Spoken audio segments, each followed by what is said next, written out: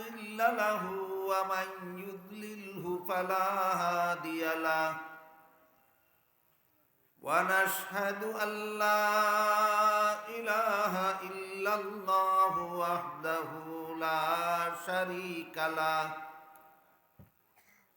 ونشهد أن سيدنا ونبينا ومولانا محمدا عبده ورسوله صلى الله تعالى عليه وعلى آله وأصحابه وبارك وسلم أما بعد فأعوذ بالله من الشيطان الرجيم بسم الله الرحمن الرحيم وقال الذي اشتراه من مصر لامرأته أكرمي مثواه عسى أن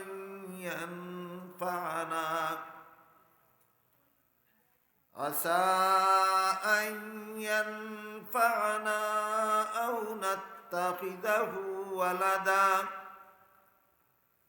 وكذلك مكنا ليوسف في الأرض ولنعلمه من تأويل الأحاديث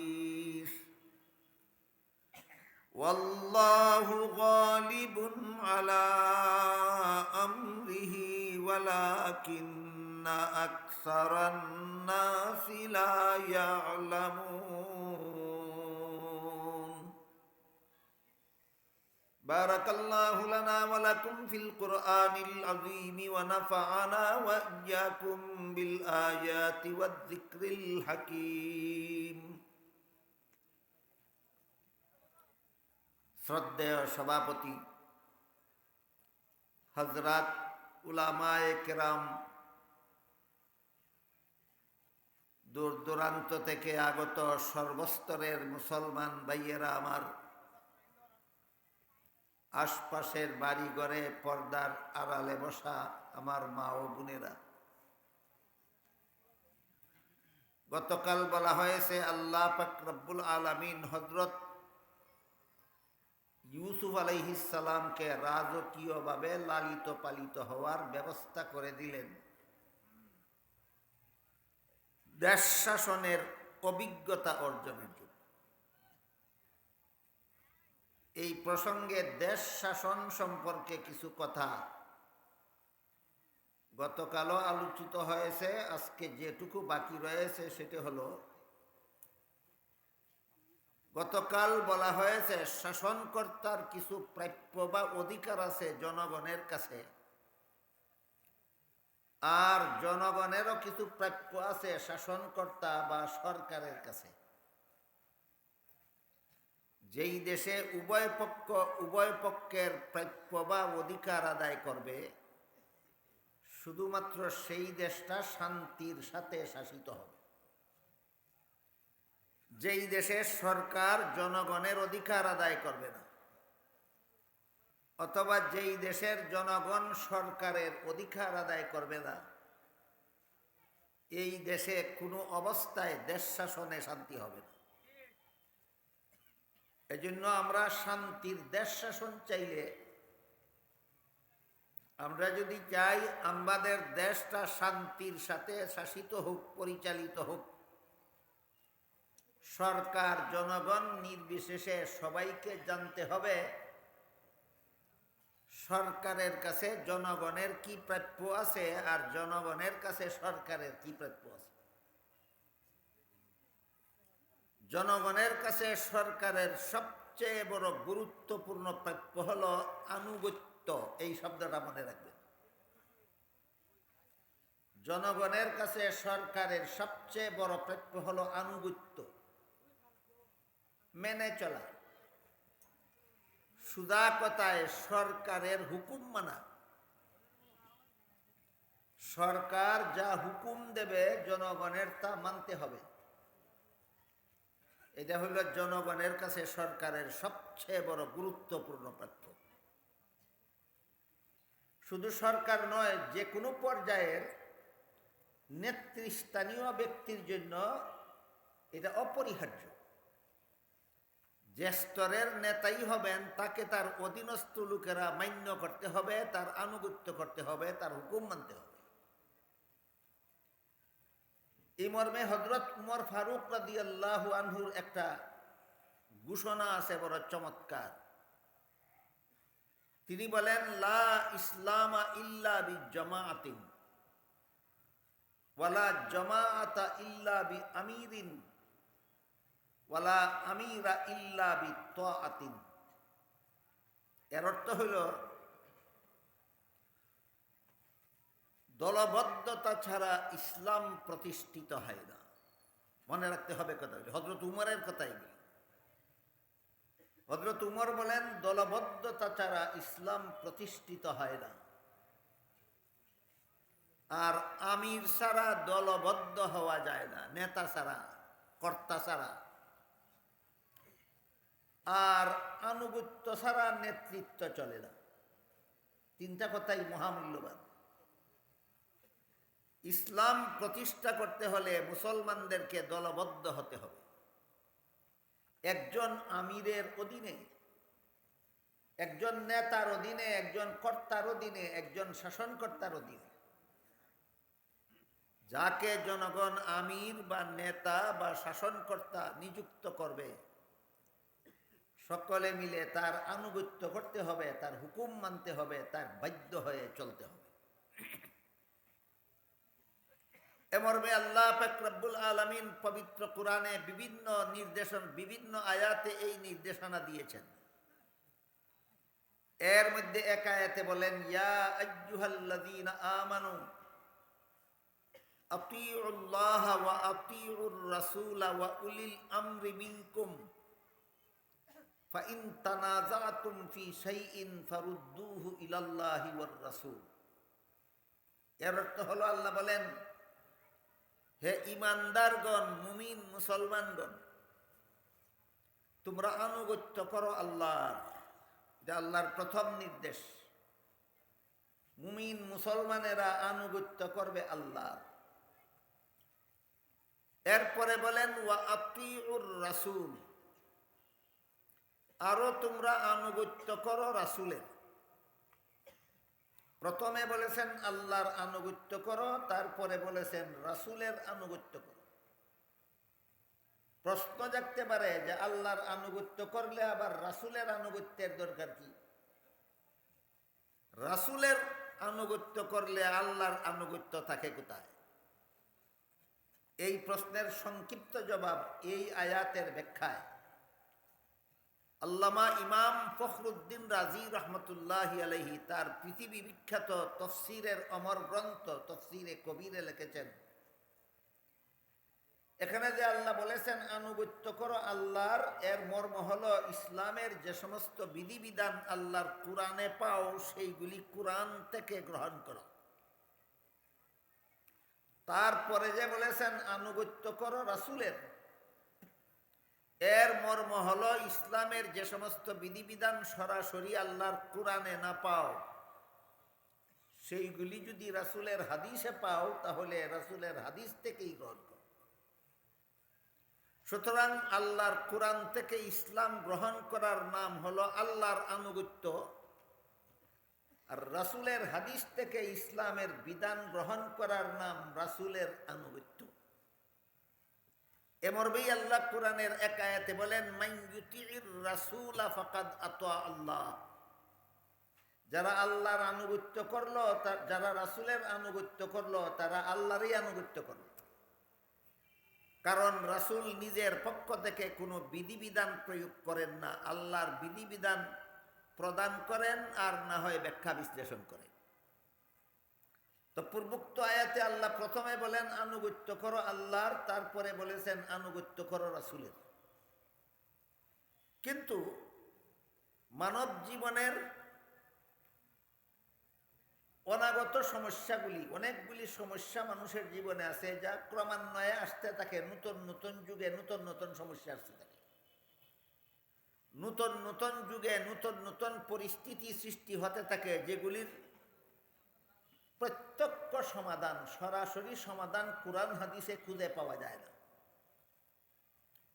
যেমন ধরুন, মাইকের মধ্যে কোরআনের তাফসীর করা জায়েজ না না জায়েজ, এই প্রশ্নের জবাব কোরআনের কোনো আয়াতে নাই, রাসূলের কোনো হাদিসে নেই। মাইকে আজান দেওয়া জায়েজ না না জায়েজ, এই প্রশ্নের জবাব কোরআনের কোনো আয়াতে নাই, রাসূলের কোনো হাদিসে নেই।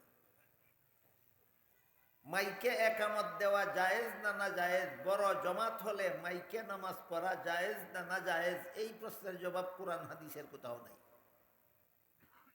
এই ধরনের নবাগত নূতন নূতন সমস্যাগুলির সমাধান কোরআন হাদিসের আলোকে গবেষণা করে বের করার জন্য আল্লাহ সূরা নিসার ৮৩ নম্বর আয়াতে একদল মানুষের হাতে দায়িত্ব দিয়েছেন। এদেরকে কোরআনের ভাষায় মুজতাহিদ বলা হয়, এদের গবেষণাকে ইজতেহাদ বলা হয়।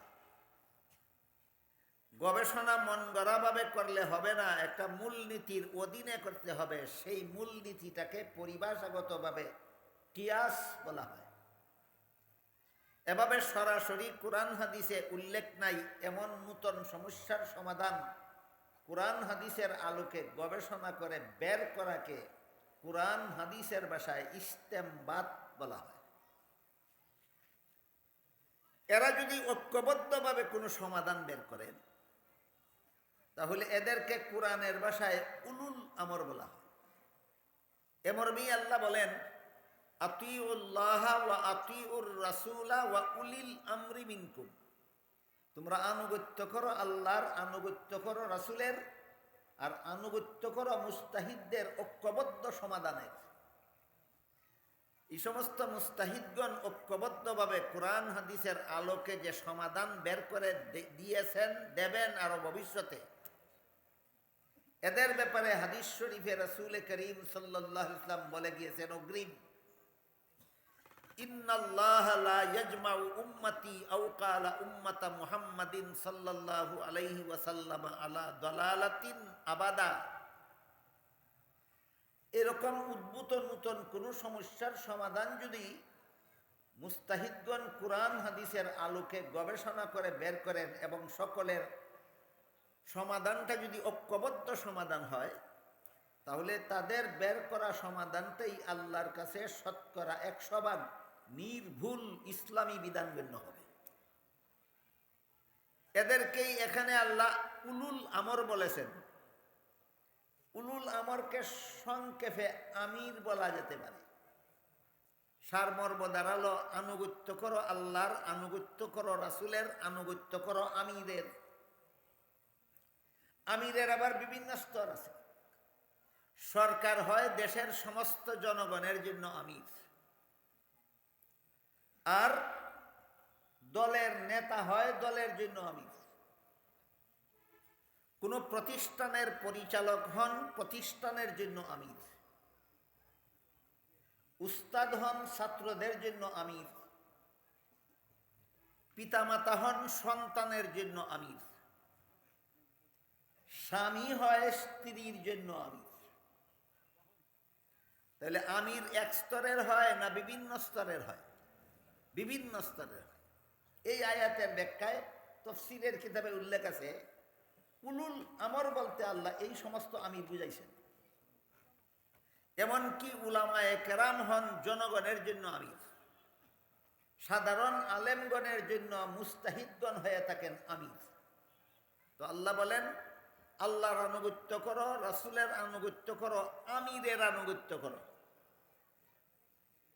ইমাম রাজি তফসিরে কবিরে লেখেন, আল্লাহর আনুগত্য করো কথার ব্যাখ্যা হইল, ইসলামের যে বিধান আল্লাহর কোরআনে পাও সেগুলি কোরআন থেকে গ্রহণ করো। রাসূলের আনুগত্য করো করা কথার মর্ম হলো, ইসলামের যে বিধান রাসূলের হাদিসে পাও সেই বিধান রাসূলের হাদিস থেকে গ্রহণ করো। আমিরের আনুগত্য করার মর্ম হলো, এখানে ইসলামের যে বিধান কোরআন হাদিসে ছিল না, কিন্তু মুস্তাহিদগণের ঐক্যবদ্ধ সিদ্ধান্তে পাওয়া যায়। আল্লাহ উলিল আমর বলতে এটা বুঝেছেন, এই ঐক্যবদ্ধ মুস্তাহিদগণের কাছ থেকেই সেই বিধান গ্রহণ করো। এটার নাম ওই আমিরের আনুগত্য। আমিরের যে বিভিন্ন স্তর আছে, দেশবাসীর জন্য সরকার আমির, দলের জন্য নেতা আমির, ছাত্রের জন্য উস্তাদ আমির, প্রতিষ্ঠানের জন্য পরিচালক আমির, সন্তানের জন্য পিতামাতা আমির, স্ত্রীর জন্য স্বামী আমির। এইসব আমিরের আনুগত্য করার কথা যে আল্লাহ বলেছেন, হাদিস শরীফে আল্লাহ রসুল এই সমস্ত আনুগত্যে একটা শর্ত আরোপ করে দিয়েছেন। ওই শর্ত থাকলে আনুগত্য করতে হবে, শর্ত ছাড়া এদের আনুগত্য করা যাবে না। আল্লাহর আনুগত্য করতে হবে শর্তহীনভাবে, রাসূলের আনুগত্য করতে হবে শর্তহীনভাবে। এরপরে যারা যে কোনো স্তরের আমির হবে, আমিরের আনুগত্য করতে হবে শর্ত সাপেক্ষে। এই পার্থক্যটা আপনাদের মনে রাখতে হবে। আল্লাহর আনুগত্য করব শর্ত সাপেক্ষে না শর্তহীনভাবে, রাসূলের আনুগত্য করব শর্ত সাপেক্ষে না শর্তহীনভাবে। কিন্তু সরকারের আনুগত্য করবে জনগণ, মা বাবার আনুগত্য করবে সন্তান, স্বামীর আনুগত্য করবে স্ত্রী, উস্তাদের আনুগত্য করবে ছাত্র, পরিচালকের আনুগত্য করবে প্রতিষ্ঠান সংশ্লিষ্ট ব্যক্তিরা। বিনা শর্তে নয়। হাদিস শরীফে আল্লাহ রাসূল একটা শর্ত জুড়ে দিয়েছেন। সেই শর্তটা হলো, রাসূল বলেন, লা তাআতা লিমাখলুকিন ফি মাসিয়াতিল খালিক। আল্লাহ এবং আল্লাহর রাসূলের পরে যাদের আনুগত্যের কথা কোরআন হাদিসে বলা হয়েছে, তারা যদি তাদের আনুগত্য করতে গেলে যদি আল্লাহর আনুগত্য লঙ্ঘন হয়, সরকারের হুকুম মানতে গিয়া যদি আল্লাহর হুকুম লঙ্ঘন হয়, সরকারের আদেশ মানতে গিয়া যদি রাসূলের আদেশ লঙ্ঘন করতে হয়, এমন সরকারের আনুগত্য করা যাবে না।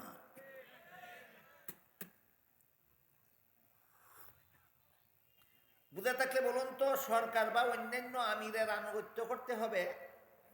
আল্লাহ কোরআনে আমিরের আনুগত্য করার হুকুম দিয়েছেন বিনা শর্তে না শর্ত সাপেক্ষে। এই শর্তটা হলো, যে কোনো আমির তার অধীনস্থকে হুকুম দিবে, হুকুমটা যেন আল্লাহর হুকুমের বিরুদ্ধে না যায়, হুকুমটা যেন রাসূলের কথার বিরুদ্ধে না যায়। এই শর্তে জনগণ সরকারের আনুগত্য করবে, সকল অধীনস্থরা আপন আপন আমিরের আনুগত্য করবে। আল্লামা মুফতি শফি রহমতুল্লাহি আলাইহি তফসিরে মাআরিফুল কোরআনে মুসলমান সমাজের যে কোনো স্তরের আমিরের জন্য প্রধান 4টা শর্তের উল্লেখ করেছেন, 4টা যোগ্যতার উল্লেখ করেছেন। 4 যোগ্যতা যার মধ্যে আছে, তিনি শুধু মুসলমান সমাজের আমির হতে পারবেন যে কোনো স্তরের। 4 যোগ্যতার কোনো একটি যোগ্যতা যার নাই, তার মুসলমান সমাজের আমির হওয়ার অধিকার নাই। কথা বুঝেন কিনা দেখুন। আল্লামা মুফতি শফি রহমতুল্লাহি আলাইহি তফসিরে মারিফুল কোরআনে আমিরের প্রধান যোগ্যতা থাকতে হবে উল্লেখ করেছেন। কতটা? 4টা। 4 যোগ্যতা যার মধ্যে নাই, তার জন্য মুসলমান সমাজের আমির হওয়ার অধিকার নাই, আমির হওয়ার অধিকার নেই। 1 নম্বর যোগ্যতা হল, যাদের জন্য তিনি আমির হবেন, তাদের সকলের চেয়ে ইসলামের জ্ঞানে বেশি জ্ঞানী হতে হবে।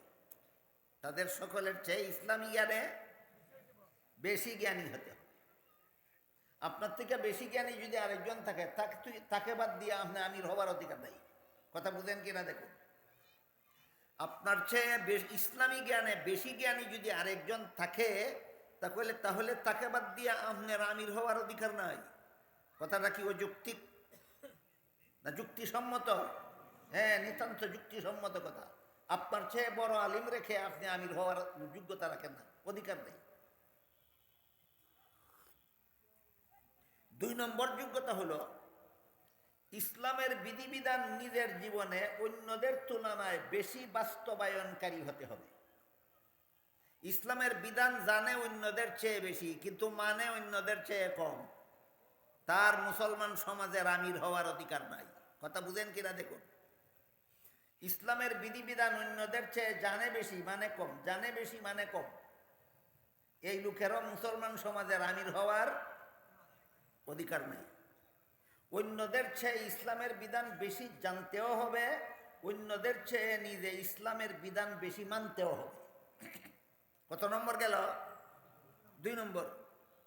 3 নম্বর যোগ্যতা হলো নব উদ্ভূত সমস্যাবলীর সমাধান কোরআন হাদিসের আলোকে বের করার মতো উদ্ভাবনী শক্তি সম্পন্ন হতে হবে। এটাকে বাংলায় উদ্ভাবনী শক্তি বলা হয়। আরবি ভাষায় বলে কুওয়াতে ইজতিহাদিয়া। অন্যদের চেয়ে বেশি জাননেওয়ালা, অন্যদের চেয়ে বেশি মাননেওয়ালা, উদ্ভূত সমস্যার সমাধান অন্যদের চেয়ে বেশি উদ্ভাবন করার যোগ্যতা সম্পন্ন হতে হবে। নিজে আইন জানেও বেশি, মানেও বেশি, কিন্তু নতুন কোনো সমস্যা দেখা দিলে ইসলামের আলোকে তার সমাধান বাইর করার যোগ্যতা নাই, তারও আমির হওয়ার অধিকার নেই। কত নম্বর গেল? 4 নম্বর হলো কন্ট্রোলিং পাওয়ার। যাদের জন্য তিনি আমির হবেন তাদেরকে সুশৃঙ্খলাবদ্ধ করে রাখার মতো ক্যাপাসিটি থাকতে হবে। এই 4 যোগ্যতার মধ্যে একজনের মধ্যে যদি এই 4 যোগ্যতা অন্যদের তুলনায় বেশি থাকে, আর এই আমির হওয়ার, মুসলমান সমাজের আমির হওয়ার এই 4 যোগ্যতা যদি একজনের মধ্যে অন্যদের তুলনায় বেশি থাকে, তাহলে ইসলামের বিধান মতে সেখানে ইলেকশন চলবে না, সেখানে সিলেকশন হবে। আমার কথা বুঝে থাকলে বলুন, উল্লেখিত 4 যোগ্যতা যদি অন্যদের চেয়ে একজনের মধ্যে বেশি থাকে, সেখানে ইলেকশন দেওয়া যুক্তিসম্মত না সিলেকশন যুক্তিসম্মত? এখানে ইলেকশন চলবে না, এখানে সিলেকশন হবে। এখানে সিলেক্টেড হয়ে যাবেন তিনি, বিনা নির্বাচনে তিনি পাস। এখানে নির্বাচন দেওয়া যাবে না ইসলামের বিধান মতে। এই কথাটা আমাদের সমাজের অনেক বড় বড় রাজনৈতিক পণ্ডিতেরা পর্যন্ত বুঝে না। এই পণ্ডিতদের বুঝাবার জন্য আমি একটা উদাহরণ দিই, শুনে। ধরেন আপনাদের মসজিদে একজন ইমাম নিয়োগ দিবেন, বিজ্ঞপ্তি দিলেন পত্রিকায় যে আমাদের মসজিদে একজন ইমাম নিয়োগ দিব, কারো পক্ষ থেকে কেউ আবেদন করতে চাইলে কমিটির বরাবরে আবেদন পেশ করবে। 2 জনে আবেদন করলো কমিটির কাছে এই ইমামতের দায়িত্ব নেওয়ার জন্য। একজন আবেদনকারীর কুরআন তেলাওয়াত সহি, তার পাকনা ফাঁকের মাসালা মাসাইল জানা, নমাজের মাসালা মাসাইল জানা। আরেকজন আবেদনকারীর কুরআন তেলাওয়াত গলত, ফাঁকনা ফাঁকের মাসালাও সঠিকভাবে জানে না, নমাজের মাসালাও সবগুলি জানে না। আপনাদের যার যার বিবেককে জিজ্ঞাসা করে বলুন, এই 2 জনের মধ্যে কাকে ইমাম নিয়োগ দিব? এই জন্য ইলেকশন দিতে হবে না সিলেকশন? এই হইল ইসলামী রাজনীতি আর গণতান্ত্রিক রাজনীতির পার্থক্য। ইসলামী রাজনীতিতে প্রথমে ইলেকশন হয় না, প্রথমে সিলেকশন হয়। আর গণতান্ত্রিক রাজনীতিতে সিলেকশনের যদি আর কোনো ক্যান্ডিডেট না থাকে তবেই শুধু সিলেকশন। আর যদি একজন পণ্ডিত আর একজন গোয়ার, 2 জন যদি ক্যান্ডিডেট থাকে, তাহলে গোয়ার এর পণ্ডিতে হবে ইলেকশন। এর চেয়ে বড় অজ্ঞতা, মূর্খতা জগতে আর কিছু হতে পারে না। ইসলামের বিধান মতে গোয়ার এয়ার পণ্ডিতে কোনোদিন নির্বাচনী লড়াই হতে পারে না। গোয়ার এয়ার পণ্ডিতে নির্বাচনী লড়াই হতে পারে একমাত্র আব্রাহাম লিঙ্কনের অমানবিক গণতান্ত্রিক পদ্ধতিতে। আমাদের সমাজে যারা যারা রাজনীতি করেন তাদের অনেকেই গণতন্ত্রের পক্ষে যথেষ্ট পরিমাণ ওকালতি করেন। আমি জানি না এরা গণতন্ত্র বুঝে শুনে গণতন্ত্রের পক্ষে ওকালতি করে নাকি না বুঝে ওকালতি করে। বর্তমান দুনিয়ার বিভিন্ন দেশে সরকার মনোনীত করার যে একটা পদ্ধতি আছে গণতন্ত্র নামে, এই গণতন্ত্রের আবিষ্কারক ছিলেন ভূতপূর্ব আমেরিকার ভূতপূর্ব প্রেসিডেন্ট আব্রাহাম লিঙ্কন, তিনি জন্মগতভাবে ছিলেন ইহুদির সন্তান। তিনি এই গণতন্ত্র বা ডেমোক্রেসির ডেফিনেশন দিয়েছেন এভাবে: government of the peoples by the peoples for the peoples. এর অর্থ হল জনগণের সরকার জনগণের দ্বারা জনগণ কর্তৃক মনোনীত হবে। জনগণের সরকার জনগণের দ্বারা জনগণ কর্তৃক মনোনীত হবে। এটা হল গণতান্ত্রিক পদ্ধতিতে সরকার মনোনয়নের সিস্টেম পদ্ধতি। ইসলামের সরকার মনোনয়ন পদ্ধতি এটা নয়। জনগণের দ্বারা যে সরকার মনোনীত হবে একে গণতান্ত্রিক সরকার বলা হয়। ইসলামে গণতান্ত্রিক সরকার হয় না, ইসলামের সরকার হয় খেলাফত পদ্ধতির সরকার। আব্রাহাম লিঙ্কনের রাজনীতিতে হয় গণতান্ত্রিক পদ্ধতিতে সরকার মনোনয়ন, আর ইসলামে হয় খেলাফত পদ্ধতিতে সরকার মনোনয়ন। এই জন্য আমরা যারা রাজনীতি করি এবং রাজনীতির মাধ্যমে দেশে শান্তির পরিবেশ সৃষ্টি করতে চাই, আমাদের প্রত্যেকের বুঝতে হবে ইসলামী রাজনীতি আর গণতান্ত্রিক রাজনীতির ব্যবধানটা কোথায়। ইসলামী রাজনীতি আর গণতান্ত্রিক রাজনীতির ব্যবধান যারা বুঝে না, এরা ইসলামী হুকুমত কায়েমের দাবি করে আর গণতন্ত্রের পক্ষে উকালতি করে। দুটারে গুজামিল দেওয়ার জন্য অনেক সময় বলে ফেলে ইসলামী গণতন্ত্র। ইসলামে কোনো গণতন্ত্র নাই, গণতন্ত্র কোনোদিন ইসলামী হয় না। ইসলামে কোনো গণতন্ত্র নাই আর গণতন্ত্র কোনোদিন ইসলামী হয় না। গণতন্ত্রের আবিষ্কারক হইলেন আব্রাহাম লিঙ্কন, আর ইসলামী খেলাফতের প্রতিষ্ঠাতা হলেন মুহাম্মাদুর রাসূলুল্লাহ সাল্লাল্লাহু আলাইহি ওয়াসাল্লাম। আব্রাহাম লিঙ্কনে আর মুহাম্মাদুর রাসূলুল্লাহ যদি কোনো পার্থক্য থাকে, আপনাদের ইমানকে জিজ্ঞাসা করে বলুন আছে কিনা। আব্রাহাম লিঙ্কনে আর মুহাম্মাদুর রাসূলুল্লাহ কোনো পার্থক্য আছে কিনা? যদি থাকে তাহলে আব্রাহাম লিঙ্কনের গণতন্ত্র আর মুহাম্মাদুর রাসূলুল্লাহর খেলাফতেও সেই আকাশ পাতাল পার্থক্য আছে। ইসলামী সরকার মনোনয়নের সিস্টেমে আগে ইলেকশন নয়, আগে সিলেকশন। আগে ইলেকশন না আগে সিলেকশন? আগে সিলেকশন। কিন্তু যদি একই পদের জন্য একাধিক যোগ্যতা সমান যোগ্যতা সম্পন্ন একাধিক ব্যক্তি পাওয়া যায়, তখন ইসলামে সিলেকশন দেয়। কথা বুঝতে পারতেছেন কিনা দেখেন। মসজিদের ইমামই বলেন আর রাষ্ট্রের প্রধানই বলেন, চার যোগ্যতা যদি একের বেশি লোকের মধ্যে সমান সমান পাওয়া যায়, এলিমও দুইজনের মধ্যে সমান সমান, আমলও দুইজনের মধ্যে সমান সমান, উদ্ভাবনী শক্তিও দুইজনের সমান সমান, আর কন্ট্রোলিং পাওয়ারও উভয়ের মধ্যে সমান সমান, এই ক্ষেত্রে ইসলাম ইলেকশন দেয়। এর আগে ইসলামে ইলেকশন নাই। আব্রাহাম লিঙ্কনের গণতন্ত্রে যোগ্যতার কোনো তক্কাই নাই। যোগ্যতা ছাড়া ওই গোয়ার এয়ারফন্ডিতে ইলেকশন দেয়।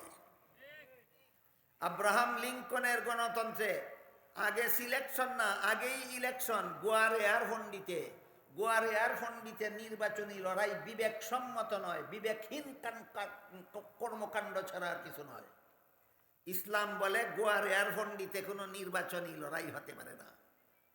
ইসলামী রাজনীতি আর গণতান্ত্রিক রাজনীতিতে বেশ কম হয়েছে নি? হয়েছে নি? বেশ কম। আরেকটা বেশ কম কই, ইসলামী রাষ্ট্রে সরকার হয়ে থাকেন আল্লাহর প্রতিনিধি। কার? গণতান্ত্রিক রাষ্ট্রে সরকার হয় জনগণের প্রতিনিধি। এখনের পার্থক্যটা বুঝে আসলো কিনা দেখেন। আমার কথা ভালো একটু মনোযোগ দিয়ে শুনেন, আমার কথা জবাব দিতে হবে। ইসলামী রাষ্ট্রের সরকার হয় কার প্রতিনিধি? আল্লাহর প্রতিনিধি। আল্লাহর ইচ্ছা অনিচ্ছা বাস্তবায়ন করতে হবে তোমার শাসিত দেশে। যেহেতু ইসলামী রাষ্ট্রের সরকার আল্লাহর প্রতিনিধি হয়, এই জন্য তার মন গড়া কিছু করার অধিকার নাই। আল্লাহর ইচ্ছা অনিচ্ছাই বাস্তবায়ন করতে হবে তার দেশে। আর গণতান্ত্রিক দেশে যেহেতু সরকার কার প্রতিনিধি হয়? জনগণের প্রতিনিধি। এই সরকারেরও নিজের ইচ্ছা মতো করার কিছু নাই। জনগণের ইচ্ছা অনিচ্ছা বাস্তবায়ন করতে হবে দেশে। হালাল হারামের দাঁড় দাঁড়লে হবে না। অধিকাংশ জনগণ যদি একটা হারাম কাজ চায়, সরকার তাই করতে বাধ্য। অধিকাংশ জনগণ যদি অসৎ হয়, সরকার অসৎ হতে বাধ্য। অধিকাংশ জনগণ যদি সুদখোর হয়, সরকার সুদখোর হতে বাধ্য। অধিকাংশ জনগণ যদি ঘুষখোর হয়, সরকার ঘুষখোর হতে বাধ্য। অধিকাংশ জনগণ যদি লম্পট হয়, সরকার লম্পট হতে বাধ্য। কোন কোন কোন শাসন ব্যবস্থায়? গণতান্ত্রিক শাসন ব্যবস্থায়। জনগণের যা চায় তাই সরকারকে করতে হবে। এখানে হালাল হারামের ধার ধারলে প্রতিনিধিত্ব থাকে না তার। এই জন্য ইসলামী রাষ্ট্রে প্রতিনিধিত্ব উপর দিক থেকে আসে, গণতান্ত্রিক রাষ্ট্রে প্রতিনিধিত্ব নিচের দিক থেকে যায়। কথাটা কি বুঝাতে পারলাম? ইসলামী রাষ্ট্রে সরকার আল্লাহর প্রতিনিধি হয়। প্রতিনিধিত্ব নিচের থেকে আসলো না উপর থেকে আসলো? আর গণতান্ত্রিক দেশে সরকার জনগণের প্রতিনিধি হয়। এবার বলুন, প্রতিনিধিত্ব উপর থেকে আসলো না নিচের থেকে গেল? নিচের থেকে গেল। তাহলে কিভাবে দেশ শাসন করলে দেশে শান্তি হবে? এটা আল্লাহ কম বুঝে, জনগণ বেশি বুঝে। এই হইল গণতন্ত্রের সার কথা। আল্লাহ বুঝে না, কাজে আল্লাহর প্রতিনিধিত্ব সরকারে করলে হবে না। জনগণ বুঝে দেশে কিভাবে শান্তি হবে, তাই জনগণের প্রতিনিধিত্ব করতে হবে সরকারকে। ইসলাম বলে কিভাবে দেশ শাসন করলে শান্তি হবে, জনগণ বুঝবে দূরের কথা, সরকার নিজেও বুঝে না। আল্লাহ যেভাবে বলেন সেইভাবে দেশ শাসন করলেই দেশে শান্তি হবে। আমি কি আপনাদেরকে ইসলামী শাসন ব্যবস্থা আর গণতান্ত্রিক শাসন ব্যবস্থার পার্থক্যটা বুঝাতে পারলাম? হ্যাঁ, ইসলামে গণতন্ত্র নাই, জনগণের মতের মূল্য আছে।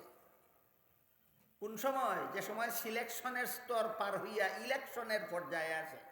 ওই মসজিদের ইমাম থেকেই বুঝি, মসজিদের ইমাম বানাবার জন্য দুইজন লোকের প্রস্তাব করা হলো। দুজনের এলেম সমান, দুজনের আমল সমান, দুজনের যোগ্যতা সমান। যদি ব্যবধান হয় তাহলে ইলেকশন না সিলেকশন? ব্যবধান হইলে যিনি বেশি যোগ্যতা সম্পন্ন তিনি সিলেক্টেড, এখানে কোনো ইলেকশন চলে না, এটা ইসলামের বিধান। কিন্তু যে দুইজনের জন্য ইমামতের প্রস্তাব আসলো, দুজনের এলিম আমল যোগ্যতা যদি সমান সমান হয়, তখন ইসলাম বলে অধিকাংশ মুসল্লি যাকে চায় তাকে ইমাম বানাও। এটা গণতন্ত্র না জনগণের সংখ্যাধিক্যের গুরুত্ব?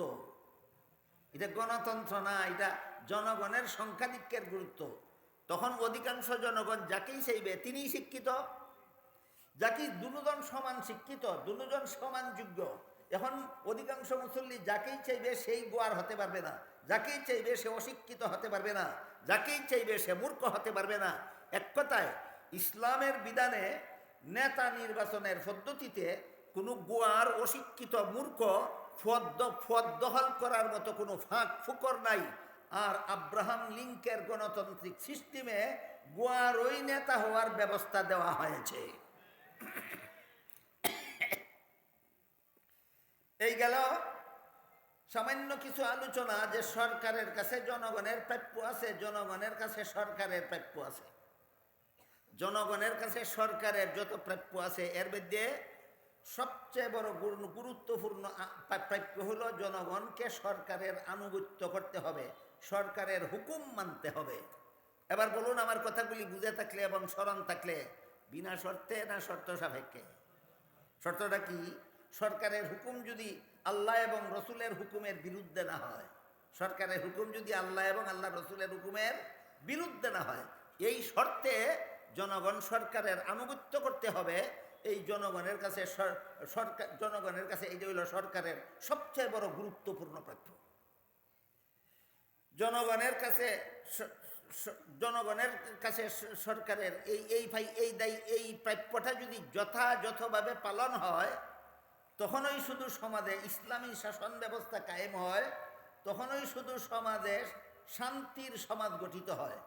এই ব্যবস্থা যতক্ষণ পর্যন্ত প্রয়োগ হবে না, ততক্ষণ পর্যন্ত ইসলামী শাসন ব্যবস্থাও কায়েম হবে না, আর শান্তির সমাজ গড়া অসম্ভব হবে না। আমি গতকাল অথবা পরশু আপনাদেরকে বলেছি, আল্লাহ পাক রব্বুল আলামিন কোরআনে বলেন, মাল্লাম ইয়াহকুম বিমা আনজালাল্লাহু ফাউলাইকা হুমুজ জালিমুন। যারা আল্লাহর বিধান মতো দেশ শাসন করেন, আয়াতের ব্যাখ্যা, আয়াতের অর্থ একরকম, কিন্তু অর্থের দ্বারা মর্ম বুঝে আসবে না। আমি শুধু মর্মটা বলি, যেহেতু আরো 2 দিন বলেছি। এই আয়াতের মর্ম হইল, যে সরকার ইসলামী আইনে দেশ শাসন করে না, আল্লাহর বিধান মতো দেশ শাসন করে না, এই সরকারের দেশে ন্যায় বিচার প্রতিষ্ঠা হবে না। জুলুম, অত্যাচার, নির্যাতন সদা সর্বদা লেগেই থাকবে। কার দোষে? সরকারের দোষে। কার দোষে? সরকারের দোষে।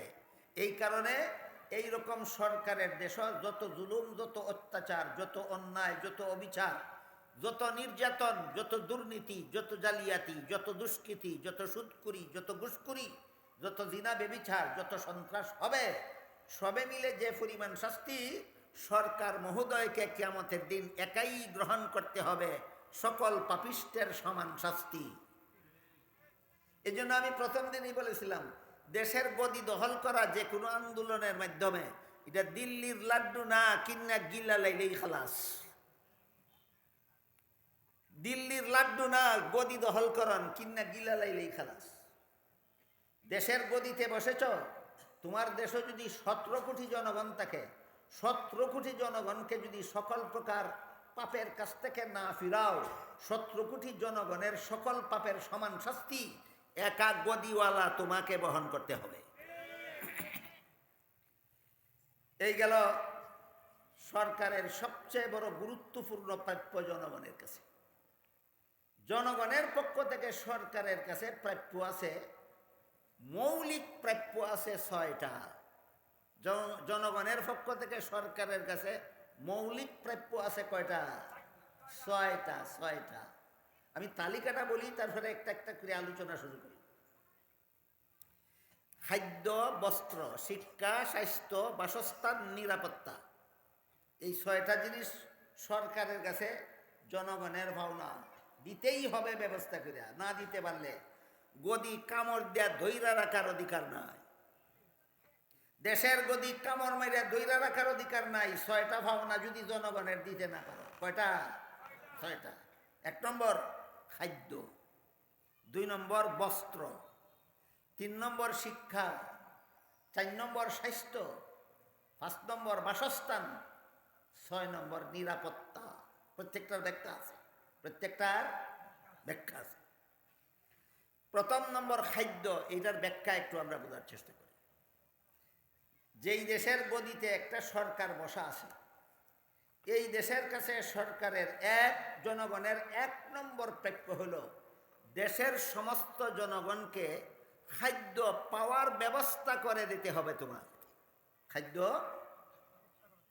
পাওয়ার ব্যবস্থা করে দিতে হবে। ব্যবস্থা বিভিন্ন রকম হতে পারে। দেশের কৃষিকাজের দ্বারা যদি দেশের জনগণের উপযোগী খাদ্য উৎপাদন হয়ে যায়, তাইলে কৃষিকাজের সুষ্ঠু পরিচালনা সরকারের করতে হবে। সার দেওয়ার দরকার হইলে জনগণকে সার দেওয়ার ব্যবস্থা করতে হবে। বীজ দেওয়ার দরকার হইলে কৃষকদেরকে বীজ দেওয়ার ব্যবস্থা করে দিতে হবে। পানি সেচ করার দরকার হইলে কৃষকদেরকে পানি সেচের ব্যবস্থা করে দিতে হবে সরকারকে। কারণ এই সবগুলি ওই জনগণকে খাদ্য পাওয়ার ব্যবস্থা করে দেওয়ার অংশ, অন্তর্ভুক্ত। কথা বুঝেন কিনা দেখেন।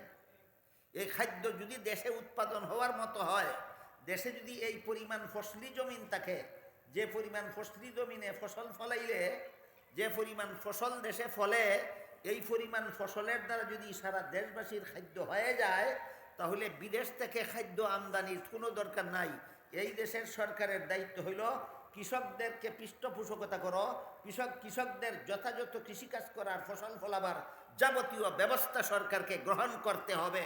এটা হলো সরকারের কাছে জনগণের 1 নম্বর প্রাপ্য।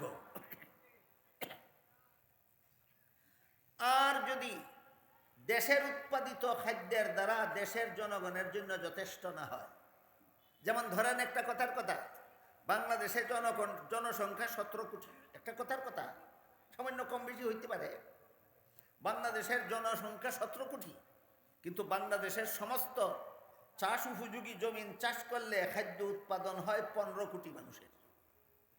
15 কোটি মানুষের খাদ্য বাংলাদেশের জমিন থেকেই উৎপাদন হইল, কিন্তু মানুষ রইল আরো 2 কোটি বেশি। এই 2 কোটি মানুষের উপযোগী খাদ্য সরকারকে বিদেশ থেকে আমদানি করে দিতে হবে। বিদেশ থেকে আমদানি করে দিতে হবে। বলুন, 2 কোটি মানুষের খাদ্যের ঘাটতি পূরণ করে দেওয়ার দায়িত্বটা কার? সরকারের।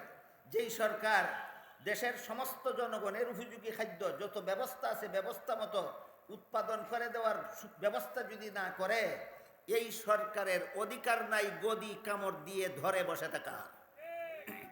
গদি কামড় দিয়ে ধরে বসে থাকার অধিকার নাই যে সরকার জনগণের খাদ্যের ব্যবস্থা করে দিতে না পারে। এই প্রসঙ্গে আমি হযরত উমর ফারুক রাদিয়াল্লাহু আনহুর শাসন ব্যবস্থার একটা ঘটনা শোনাই। হযরত উমর ফারুক রাদিয়াল্লাহু আনহু খলিফা মনোনীত হলেন। আগে বলেছিলাম খেলাফত ব্যবস্থা। খেলাফত ব্যবস্থায় সরকার জনগণের প্রতিনিধি হয় না আল্লাহর প্রতিনিধি হয়? হ্যাঁ, এটা ভুলে যাবেন না কোনোদিন। যারা গণতন্ত্র জপতে জপতে মুখে ফেনা তুলে, এদেরকে বলছি কান পেতে শোনো। গণতান্ত্রিক দেশে সরকার জনগণের প্রতিনিধি হয়। জনগণে হারাম চাহিদা পেশ করলে তাই সরকারকে পূরণ করতে হয়। আর খেলাফত ব্যবস্থার সরকারকে আল্লাহর প্রতিনিধি হয়, আল্লাহর প্রতিনিধিত্ব করতে হয়। আল্লাহ যাকে হালাল বলেছেন তাই করার অধিকার আছে, আল্লাহ যাকে হারাম বলেছেন খেলাফত ব্যবস্থার সরকারের তা করার অধিকার নাই। এই খলিফা খেলাফত আল্লাহর পক্ষ থেকে ডাইরেক্ট নবীগণকে দেওয়া হয়। আল্লাহর সরাসরি খলিফা নবীগণ হয়ে থাকেন। নবী ছাড়া দুনিয়ার কোনো মানুষ আল্লাহর জমিনে আল্লাহর খলিফা না। আমার কথাগুলি বুঝে থাকতে বলেন, আল্লাহর সরাসরি খলিফা কারা হয়ে থাকেন? নবীগণ। নবী ছাড়া কোনো মানুষ এই সরাসরি আল্লাহর খলিফা না। এই হিসাবে মুহাম্মাদুর রাসূলুল্লাহ সাল্লাল্লাহু আলাইহি ওয়াসাল্লাম ছিলেন দুনিয়াতে আল্লাহর সরাসরি সর্বশেষ খলিফা।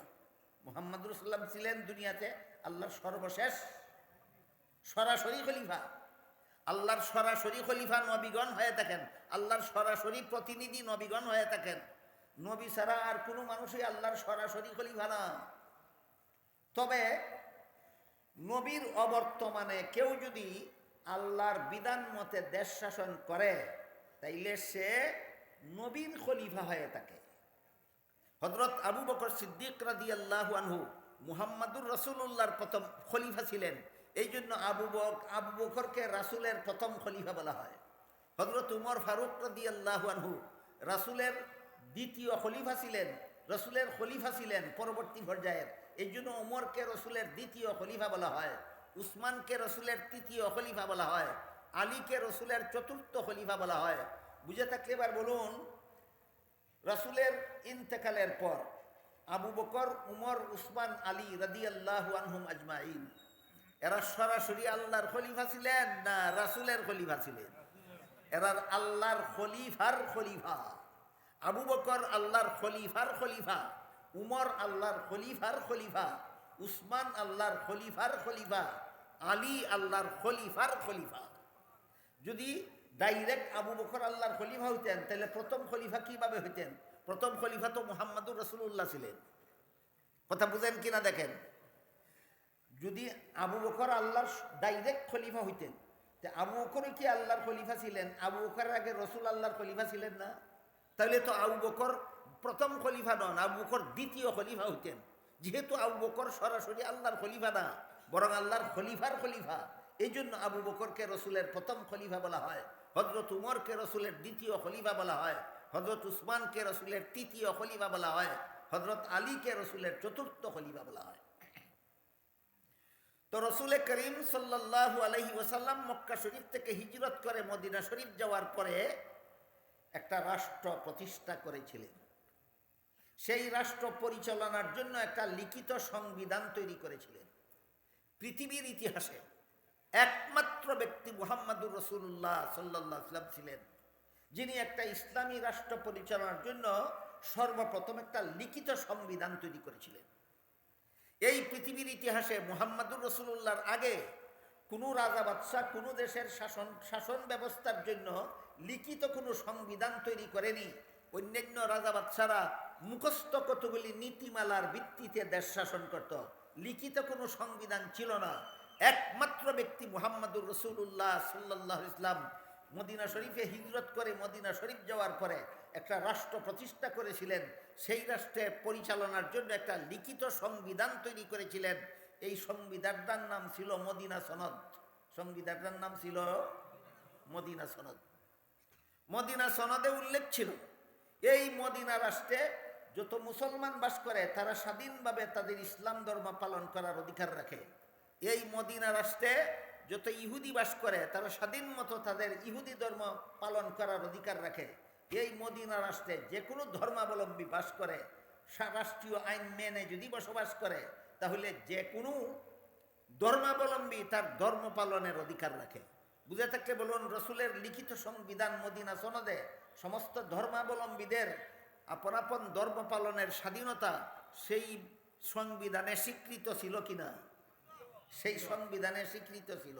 সুতরাং যে কোনো মুসলমান শাসিত দেশের অমুসলিম নাগরিকদের ধর্মীয় স্বাধীনতার জন্য ধর্ম নিরপেক্ষতার নামে আলাদা কোনো মন গড়া মতবাদের দরকার নাই, ইসলামের বিধান যথেষ্ট। এই কথাটাও সমস্ত মুসলমানদের জেনে রাখা দরকার। আল্লাহর বিধানে যে দেশ শাসিত হয়, এই দেশে মুসলমান ছাড়া অন্য ধর্মাবলম্বীদের ধর্মীয় স্বাধীনতার জন্য ধর্ম নিরপেক্ষতা নামে কোনো মন গড়া মতবাদের দরকার আছে না? আল্লাহর বিধান যথেষ্ট। আল্লাহর বিধান যথেষ্ট। ধর্ম নিরপেক্ষতার কিছু ক্যারেশমা আছে। ধর্ম নিরপেক্ষতার ক্যারেশমা হইল ধর্ম যার যার। ব্যক্তিগত জীবনে তুমি ধর্ম পালন করো, রাষ্ট্র তোমাকে বাধা দিবে না। ব্যক্তিগত জীবনে তুমি যে কোনো ধর্ম পালন করো, রাষ্ট্রও তোমাকে বাধা দিবে না, অন্য কোনো ধর্মাবলম্বীও তোমাকে বাধা দিবে না। কিন্তু রাষ্ট্র পরিচালনার বেলায় ধর্ম যথেষ্ট নয়। এটা হইল ধর্ম নিরপেক্ষতা, ধর্ম নিরপেক্ষ মতবাদের একটা ইসলাম বিরোধী ধারা। ধর্ম নিরপেক্ষ মতবাদের একটা ইসলাম বিরোধী ধারা। ধর্ম ব্যক্তিগত, ধর্মীয় বিধানে ব্যক্তিগত জীবন চলবে, ধর্মীয় বিধানে রাষ্ট্র চলবে না। এটা ধর্ম নিরপেক্ষতাবাদের একটা ধারা। বুঝে থাকলে বলুন, এই ধারাটা ইসলাম সাপেক্ষ না ইসলাম বিরোধী? ইসলাম বিরোধী। কেন ইসলাম বিরোধী নামের একটা মতবাদ মুসলমান সমাজে প্রতিষ্ঠা করতে যাবে? ইসলামের বিধানেই তো ভিন্ন ধর্মাবলম্বীদের ধর্ম পালনের স্বাধীনতা দেয়। কথা বুঝেন কিনা দেখেন? বলেন, ইসলামের বিধান মুসলমানদের দেশে অন্য ধর্মাবলম্বীদের ধর্ম পালনের স্বাধীনতা দেয় কিনা? এই ব্যাপারে হাদিস শরীফে রাসূল করিম সাল্লাল্লাহু আলাইহি ওয়াসাল্লাম বলেন, দিমাউহুম কাদিমাইকুম ওয়া আমওয়ালুহুম কাআমওয়ালিকুম। হে মুসলমানেরা, তোমাদের দেশে এই দেশের রাষ্ট্রীয় আইন মেনে যত ভিন্ন ধর্মাবলম্বী বসবাস করে, তাদের প্রাণের মর্যাদা তোমাদের প্রাণের মর্যাদার সমান, তাদের সম্পদের মর্যাদা তোমাদের সম্পদের মর্যাদার সমান। ইসলামী আইনে শাসিত একটা দেশের মুসলমানের প্রাণের উপর আঘাত করার অধিকার যেমন অন্য কারো নাই, করলে সরকার এটার মোকাবেলা করবে, ঠিক তেমনিভাবে ইসলামী আইনে শাসিত দেশের কোনো একজন অমুসলিম নাগরিকের প্রাণের উপর আঘাত করার অধিকার কারো নাই, করলে সেটার মোকাবেলাও সরকার করবে। মুসলমান নাগরিকের সম্পদ নষ্ট করার অধিকার যেমন কারো নাই, তেমনিভাবে ইসলামী আইনে শাসিত দেশের হিন্দুদের সম্পদ নষ্ট করারও অধিকার কোনো মুসলমানের নাই। তাহলে রাষ্ট্র পরিচালনার জন্য ইসলাম যথেষ্ট নয়। তাহলে ধর্ম শুধু ব্যক্তিগত পর্যায়ে তালাবদ্ধ থাকবে কেন? রাষ্ট্রীয় পর্যায়ে ধর্ম গেল কোথায়? আসল ঘটনা হইল, রাষ্ট্রীয় পর্যায়ে ধর্মের বিধানে যদি রাষ্ট্র শাসন করা হয়, তাহলে বুট চুরির সুযোগ থাকে না।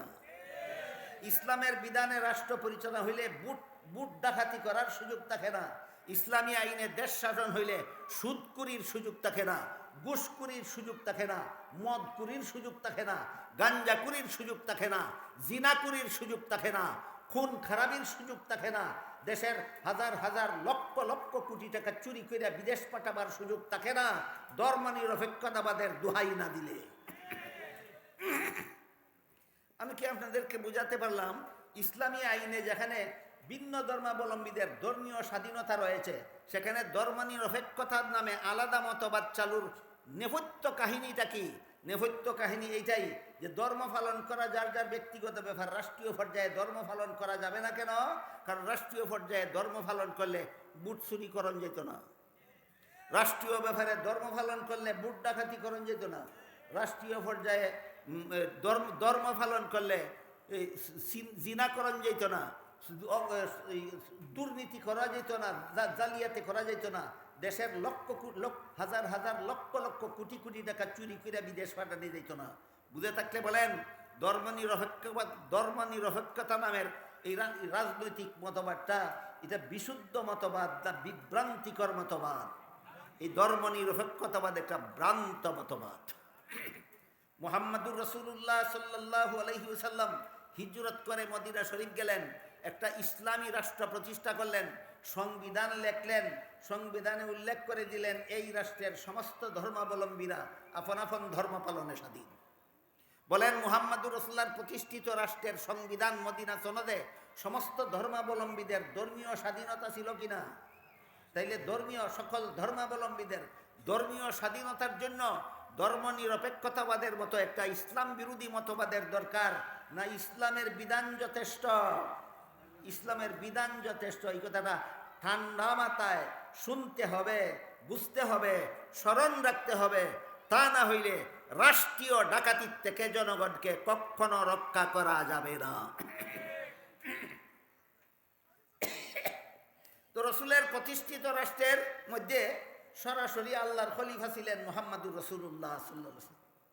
রসুলের প্রতিষ্ঠিত মদিনায় রসুলের প্রতিষ্ঠিত রাষ্ট্রে সরাসরি আল্লাহর খলিফাকে ছিলেন মুহাম্মাদুর রাসূলুল্লাহ সাল্লাল্লাহু আলাইহি ওয়াসাল্লাম। মুহাম্মাদুর রাসূলুল্লাহর ইন্তেকালের পরে আবু বকর প্রথম খলিফা হইলেন আল্লাহর না রাসূলের? তাহলে আবু বকর আল্লাহর খলিফার খলিফা। কিয়ামত পর্যন্ত যারা ইসলামী আইনে দেশ শাসন করবে তারা সবাই হবে আল্লাহর খলিফার খলিফা। এই হলো আল্লাহর জমিনে আল্লাহর খেলাফত কায়েমের মর্ম কথা। কেউ যেন এই কথা না বুঝে যে বাদশাহ আলমগীর সমগ্র ভারত উপমহাদেশে আল্লাহর খেলাফত কায়েম করেছিলেন, ইসলামী শাসন ব্যবস্থা কায়েম করেছিলেন, সুতরাং বাদশাহ আলমগীর সরাসরি আল্লাহর খলিফা ছিলেন। কখনো নয়। মুফাসসিরিনে কেরাম তাফসীরের কিতাবে পরিষ্কার ভাষায় লিখে দিয়েছেন, হযরত আদম আলাইহিস সালাম থেকে নিয়ে মুহাম্মাদুর রাসূলুল্লাহ সাল্লাল্লাহু আলাইহি ওয়াসাল্লাম পর্যন্ত শুধুমাত্র এই সমস্ত নবীগণ ছিলেন সরাসরি আল্লাহর খলিফা। আবু বকর ছিলেন আল্লাহর খলিফার প্রথম খলিফা, উমর ছিলেন আল্লাহর খলিফার দ্বিতীয় খলিফা, উসমান ছিলেন আল্লাহর খলিফার তৃতীয় খলিফা, আলী ছিলেন আল্লাহর খলিফার চতুর্থ খলিফা। আজকে বুঝলেন কিনা আবু বকর প্রথম খলিফা কথার অর্থ? আবু বকর প্রথম খলিফা কার? রাসূলের। উমর দ্বিতীয় খলিফা কার? রাসূলের। উসমান তৃতীয় খলিফা কার? রাসূলের। আলী চতুর্থ খলিফা কার? রাসূলের। এবার শুনুন, রাসূলের দ্বিতীয় খলিফা হযরত উমর ফারুক রাদিয়াল্লাহু তাআলা আনহু যখন রাসূলের খেলাফতের দায়িত্বপ্রাপ্ত হলেন, হযরত উমর ফারুক রাদিয়াল্লাহু, এই খলিফা শব্দটা হলো কুরআন হাদিসের ভাষা, ইসলামের পরিভাষা। বর্তমান দুনিয়ার রাজনৈতিক পরিভাষায় এই খলিফাকে বলা হয় রাষ্ট্রপ্রধান। ইসলামে যাকে খলিফা বলা হয় বর্তমান দুনিয়ার রাজনৈতিক পরিভাষায় তাকেই কি বলা হয়? রাষ্ট্রপ্রধান। তাকে কি বলা হয়? রাষ্ট্রপ্রধান। খলিফা উমর যেই রাষ্ট্রের প্রধান ছিলেন, এই রাষ্ট্রটা বাংলাদেশের সমান একটা রাষ্ট্র ছিল না, এই রাষ্ট্রটা পাকিস্তানের সমান একটা রাষ্ট্র ছিল না, এই রাষ্ট্রটা ইন্ডিয়ার সমান একটা রাষ্ট্র ছিল না। খলিফা উমর যে রাষ্ট্রের প্রধান ছিলেন, যেই রাষ্ট্রের খলিফা ছিলেন, সেই রাষ্ট্রটা ছিল প্রায় অর্ধেকটা পৃথিবীর সমান। খলিফা উমর যে রাষ্ট্রের প্রধান ছিলেন, রাষ্ট্রটা কত বড় ছিল? অর্ধেকটা পৃথিবীর সমান। খলিফা উমর রাষ্ট্রপ্রধান মনোনীত হয়ে রাতের বেলায় ঘোরাফেরা করে খোঁজ নিতেন, তদন্ত করতেন আমার দেশের জনগণ সঠিকভাবে খাদ্য পাইল কিনা। এইটা ছিল মূল আলোচ্য বিষয়। মনে আছে কথা? বলেন, সরকারের কাছে জনগণের 6 ভাওনার মধ্যে পয়লা নম্বর ভাওনাটা কি? আমার জনগণে খাইয়া ঘুমাইল না খাইয়া ঘুমাইল, খবর নেওয়া রাষ্ট্রপ্রধানের দায়িত্ব। সরকারের কাছে জনগণের 6 প্রাপ্যের 1 নম্বর প্রাপ্য। কথা বুঝলেন কিনা দেখুন, সরকারের কাছে জনগণের প্রাপ্য কটা? 6টা। এর মধ্যে 1 নম্বর, আমার দেশের সমস্ত জনগণ ঠিক মতো খাদ্য পরিবেশন হইল কিনা ঠিক মতো খাদ্য সরবরাহ আমার সমস্ত জনগণের মাথা পিছু হইল কিনা, না কোনো জনগণ উপবাস রইল, জনগণের কেউ না খাইয়া ঘুমাইল, এটার খবর নেওয়া এই সরকারের দায়িত্ব। হযরত উমর খলিফা হইয়া এই দায়িত্বটা পালন করার জন্য গভীর রাতে পল্লীতে পল্লীতে ঘোরাফেরা করতেন। ঘোরাফেরা করতে করতে এক বাড়িতে গিয়া শুনতেছেন কয়েকটা ছেলে ফেলে, শিশু ছেলে ফেলে খাওয়ার জন্য কান্না করতেছে। আর এই শিশুদের মা চুলার মধ্যে কি যেন রান্না করতেছে অনেকক্ষণ পর্যন্ত, আর বাচ্চাদেরকে বলতেছে আমি রান্না বসাইছি চুলায়, তোমরা ঘুমাও, রান্না হইলে পরে তোমাদেরকে জাগাবো, তোমাদেরকে খাওয়াবো। কিন্তু অনেকক্ষণ পর্যন্ত খলিফা উমর দাঁড়িয়ে দেখলেন রান্না শেষ হয় না, বসাইছে যে বসাইছে। খলিফা উমর হাত দিলেন, কে আসো ঘরের ভিতরে, দরজা খুলো।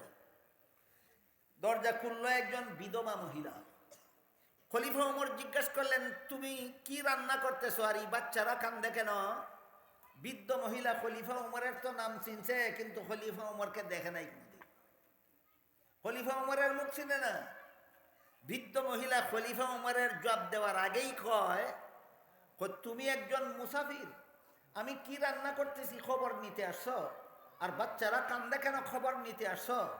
তোমার মতো মুসাফির এই দেশের রাষ্ট্রপ্রধান হওয়ার দরকার ছিল। আমি শুনেছি খলিফা উমর এই দেশের রাষ্ট্রপ্রধান হয়েছে, আমি বিধবা, আমার সংসারে উপার্জনের উপযোগী কেউ নাই, এই জন্য বাচ্চারা পেটের খিদায় কান্না করতেছে। আমি বাচ্চাদেরকে মিশামিশি সাদা পানির চুলায় বসাইয়া সান্ত্বনা দিতেছি, কোনো রকম যদি ঘুমাইয়া যায়, রাত পোহালে পরে দেখা যাবে কি করে। আমার এতিম বাচ্চারা না খাইয়া ঘুমাইতেছে, উমর খলিফা হইয়া আমার এতিম বাচ্চারা খাইয়া ঘুমাইল না, না খাইয়া ঘুমাইল, খবর নিতে আসলো না। আমি বিধবা মহিলা, খানা পাইলাম না, না পাইলাম, খবর নিতে আসলো না। এই উমর রসুলের খলিফা হওয়ার যোগ্য নয়, তোমার মতো মুসাফির এই দেশের খলিফা হওয়ার যোগ্য। উমরের কাহিনী কেন শুনতেছি আমরা? সরকারের কাছে জনগণের 1 নম্বর পাওনা এর উদাহরণ বোঝার জন্য। কথা বুঝতেছেন? সরকারের কাছে জনগণের 1 নম্বর পাওনাটা কি? খাদ্য, খাদ্য, খাদ্য। বিধবা মহিলার মুখে এই কথা শুনে খলিফা উমর গুলামকে সাথে নিয়ে সরকারি খাদ্য গুদামে ঢুকলেন। ঢুকে গুলামকে বললেন, গুলাম আটার বস্তা আমার গাড়ে উঠাইয়া দাও। গুলামে কয়, খলিফাতুল মুসলিমিন, আমার মতো গুলাম আপনার সাথে থাকা অবস্থায় আটার বস্তা আপনার গাড়ে উঠাইয়া দেব? এটা কোন বিচারের কথা? খলিফা উমর গুলামকে প্রশ্ন করলেন, এই গুলাম, কাল হাসরের মাঠে আল্লাহ যদি জিজ্ঞাসা করেন খলিফা উমর যেই দেশের শাসনকর্তা ছিল সেই দেশের একটা বিধবা মহিলা পেটে খিদা নিয়ে রাত্রে ঘুমাইছিল কেন? সে খলিফা উমরের শাসিত দেশের কতগুলি এতিম বাচ্চা না খাইয়া ঘুমাইছিল কেন? জব তুমি দেবে না আমাকে দিতে হবে বলো? গোলাম কয়, না হুজুর, এই প্রশ্ন যদি আল্লাহ করে তাহলে তো জবাব আমি দিব না, জবাব আপনাকেই দিতে হবে। তখন খলিফা উমর বললেন, তাহলে প্রমাণ হইল দায়িত্বটা তোর না বেটা, দায়িত্বটা আমার।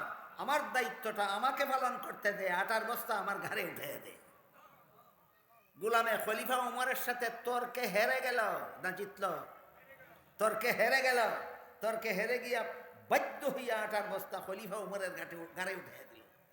খলিফা উমর আটার বস্তা গাড়ি নিয়ে লেবারের মতো যাচ্ছিলেন সেই বিধবা মহিলার ঘরের দিকে, আর গোলাম খালি হাতে নবাবের মতো চলছিল খলিফা উমরের সাথে।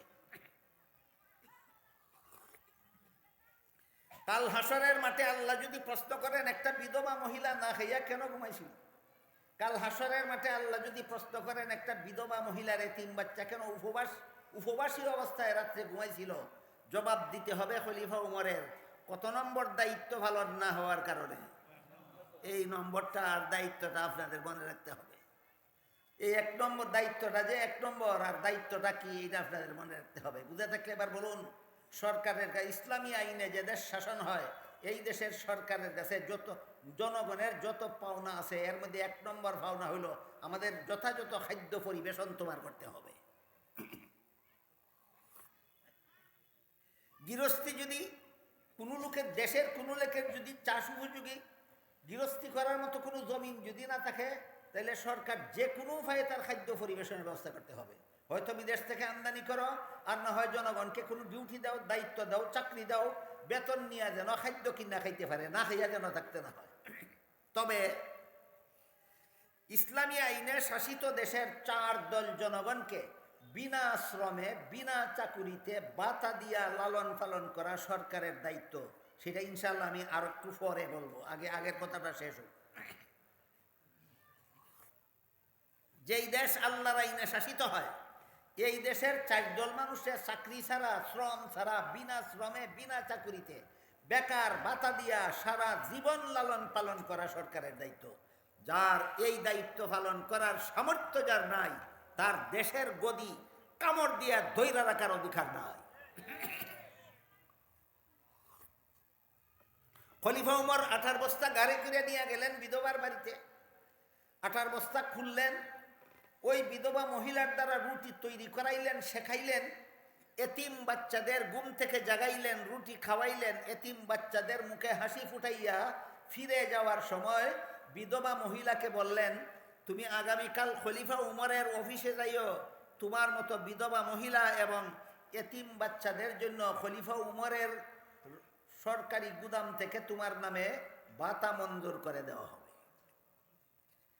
এই বিধবা মহিলা পরের দিন মুসাফির বেটার কথা মতো, এই বেটি খলিফা উমর চেনে না, মুসাফির বেটা। এই বিধবা মহিলা পরের দিন মুসাফির বেটার কথা মতো খলিফা উমরের অফিসে গিয়া দেখে, গত রাত যেই বেটার কাছে খলিফা উমরের বদনাম কইছিল, হে খলিফা হইবার যোগ্য না, এলই খলিফা উমর। ঘটনাটা বুঝতে পারছেন? খলিফা উমর খাদ্যমন্ত্রীকে নির্দেশ দিলেন, যতদিন পর্যন্ত এই বিধবা মহিলার এতিম বাচ্চা উপার্জনের যোগ্য না হয়, ততদিন পর্যন্ত এদের পরিবারের জন্য প্রত্যেক দিনের ভাতা মঞ্জুর করে দাও। আমার দেশের কোনো বিধবা মহিলা যেন রাত্রে পেটে খিদা নিয়ে ঘুমাইতে না হয়, আমার দেশের কোনো এতিম বাচ্চা যেন রাত্রে ক্ষুধার্ত অবস্থায় ঘুমাইতে না হয়।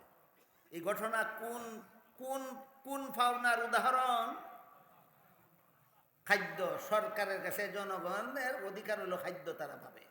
গৃহস্থী দেশের জমিন চাষ উপযোগী হইলে চাষের ব্যবস্থা করে দাও, চাষ উপযোগী না হইলে বিদেশ থেকে আমদানি করে দাও। বিদেশ থেকে আমদানি করার সুযোগ না থাকলে যারা গরিব, যারা চাউল ডাইল নুন মশলা কেনার মতো পয়সা জোগাড় করতে পারে না, এদেরকে চাকরি দাও। চাকরি দেওয়া হইলেও এরা চাকরির বেতন দিয়া যেন খানা কিনা খাইতে পারে, সেই ব্যবস্থা দাও। যে কোনো ব্যবস্থা করে দেওয়া জনগণের খাদ্যের জন্য, এটা সরকারের কাছে জনগণের 1 নম্বরের পাওনা। চাকরি না দিয়াও বেতন দিতে হবে, ভাতা দিতে হবে, বেকার ভাতা। ইসলামী রাষ্ট্রের সরকার 4 দল মানুষকে চাকরি দিতে পারবে না, শ্রম খাটাতে পারবে না। বিনা শ্রমে ভাতা দিয়া 4 দল মানুষকে লালন পালন করতে হবে। না করলে ইসলামী রাষ্ট্রের গদি কামড় দিয়া ধইরা রাখার অধিকার নাই। এবার বলেন, বিনা পরিশ্রমে বিনা চাকুরিতে বিনা শ্রমে ভাতা দিয়া লালন পালন করা সরকারের দায়িত্ব কত দলের? 4 দল। 4 দলকে চাকরি দেওয়া যাবে না, শ্রম কাটানো যাবে না, কাজ করানো যাবে না। কাজ ছাড়াই বেকার ভাতা দিয়া দেশের 4 দল মানুষকে লালন পালন করা সরকারের কাছে জনগণের অধিকার, প্রাপ্য। 4 দলের প্রথম দল হইল অসহায় শিশু। প্রথম দল অসহায় শিশু, যাদেরকে লালন পালন করার উপযোগী কোনো অভিভাবক নাই, রুজি কইরা খাওয়াইবার মতো কোনো যোগ্য লোক নাই, আর যারা লালিত পালিত হওয়ার মতো সম্পদও নাই। আপনারা বুঝে থাকলে বলেন, যেই শিশুকে উপার্জন করে খাওয়াইবার মতো কোনো অভিভাবকও নাই, যেই সে শিশু লালিত পালিত হওয়ার মতো কোনো সম্পদও নাই, এই শিশু ভিক্ষা কইরা খাইতো না সরকারের কাছে পাইতো? বলেন, শ্রম খাইতে পাইতো না বিনা শ্রমে? বিনা শ্রমে পাইতো সরকারের কাছে। অসহায় শিশুর পাওনা এটা, এর চাকরি দেওয়া যেত না, বিনা চাকরিতে বেকার ভাতা দিয়া লালন পালন করতে হবে। গেল 1 দলের পরিচয়। 2 নম্বর দল অসহায় বৃদ্ধ। অসহায় বৃদ্ধ, যে বৃদ্ধের শরীরে কাজ করার ক্ষমতা নাই, আর রুজি কইরা খাওয়াইবার মতো কোনো ছেলে ফেলেও নাই, লালিত পালিত হওয়ার মতো কোনো সম্পদ নাই। বলেন, এই বৃদ্ধ সহায় সম্বল ওলা বৃদ্ধ না অসহায়? এরকম অসহায় বৃদ্ধে আপনাদের বিবেকে কয় মাটি কাটতে খাইতো না রিক্সা বাইয়া খাইতো না বিনা শ্রমে খাইতো? দেওয়ার দায়িত্ব কার? সরকারের। কদল গেল 2 দল। 3 নম্বর হইল ওই যুবক যে শিশুও না বৃদ্ধও না, কিন্তু আতুর, ল্যাংড়া, লুলা, বিকলাঙ্গ অথবা জটিল রোগে আক্রান্ত হয়ে তার শরীর থেকে কাজ করার যোগ্যতা নষ্ট হয়ে গেছে। এবার শিশু, বৃদ্ধ না যুবক? যুবক। কেমন যুবক? যে যুবকের শরীরে বিকলাঙ্গ হওয়ার কারণে অথবা জটিল রোগে আক্রান্ত হওয়ার কারণে কাজ কইরা খাওয়ার মতো যোগ্যতা শরীরে রইছে না। আপনাদের বিবেকে কয় এই যুবকে শ্রম খাইটা খাইতো না বিনা শ্রমে খাইতো? কার কাছে খাইতো? সরকারের কাছে খাইতো। এটা 3 নম্বর দল। 4 নম্বর হইল ওই যুবতী মহিলা, যে মহিলা শিশুও না বৃদ্ধও না, যুবতী, কিন্তু লুলাও না, আতুরও না, ল্যাংড়াও না। হ্যাঁ, শরীরে কাজ করার ক্ষমতা আছে, কিন্তু উপার্জন করে খাওয়াইবার মতো অভিভাবক পুরুষ নাই, আর লালিত ফালিত হওয়ার মতো সম্পদ নাই। এই মহিলা যদি বিকলাঙ্গ না হয়, এই মহিলা যদি আতর লুলা না হয়, এই মহিলা যদি শরীরে কাজ করার পূর্ণ ক্ষমতা থাকেও, তবু এই মহিলা দিয়া শ্রম কাটানো যাবে না। এই যুবতী, সক্ষম যুবতী মহিলা যদি অসহায় হয়, এই যুবতী মহিলাকেও বিনা শ্রমে বাতা দিয়া লালন পালন করা আল্লাহর আইনে শাসিত দেশের সরকারের দায়িত্ব। আল্লাহর আইনে কেন দেশ শাসন করে না বুঝলেন? এবার শাসন করলে এই সমস্ত অসহায়দের খানার ব্যবস্থা করা সরকারের ঘাড়ে পড়বে, হযরত উমরের মতো। কথা বুঝেন কিনা দেখেন, কেন আল্লাহর আইনে দেশ শাসন করে না? অনেকগুলি কুমতলবে আল্লাহর আইনে দেশ শাসন করে না। এর মধ্যে একটা হইল, আল্লাহর আইনে দেশ শাসন করলে অসহায় শিশুদের লালন পালনের দায়িত্ব বহন করতে হবে সরকার। আল্লাহর আইনে দেশ শাসন করলে অসহায় বৃদ্ধদের লালন পালনের দায়িত্ব বহন করতে হবে সরকারকে।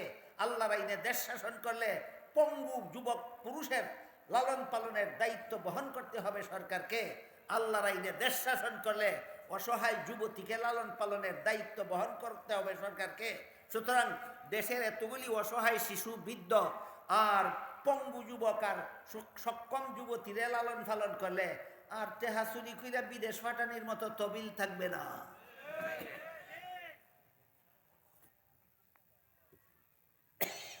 আমি কি আপনাদেরকে বোঝাতে পারলাম এরা কেন আল্লাহর আইনে দেশ শাসন করতে চায় না? বুঝতে পারছেন কিছুটা?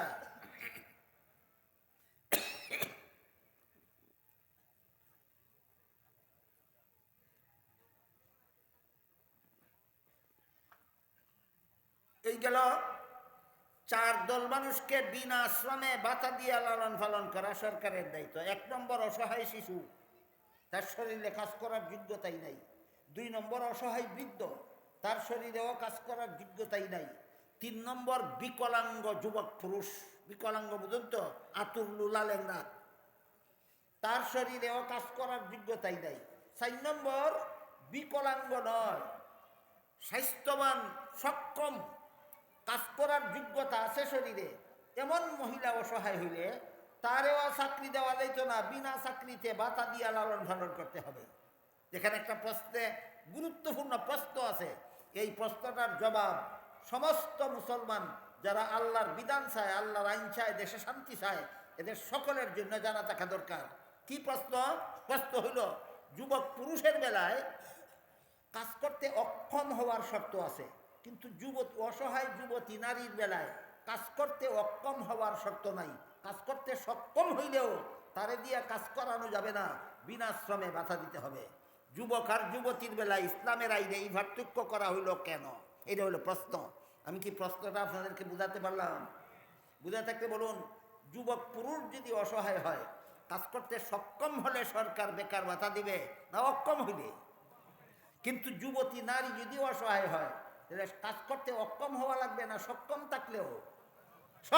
থাকলেও যুবতী নারী যদি অসহায় হয়, কাজ করতে সক্ষম থাকলেও তারে বিনা শ্রমে ভাতা দেওয়া সরকারের দায়িত্ব, যদি দেশ আল্লাহর আইনে শাসন হয়। কারণ হইল, আল্লাহ পাক রব্বুল আলামিন পুরুষের শরীরে শক্তি সামর্থ্য দিয়ে থাকেন উপার্জনে, শ্রম খাটার জন্য। আল্লাহ পুরুষের শরীরে শক্তি সামর্থ্য দিয়ে থাকেন উপার্জনে, শ্রম খাটার জন্য। নারীর শরীরে শক্তি সামর্থ্য দিয়ে থাকেন উপার্জনে, শ্রম খাটার জন্য নয়। নারীর শরীরে আল্লাহ শক্তি সামর্থ্য দিয়ে থাকেন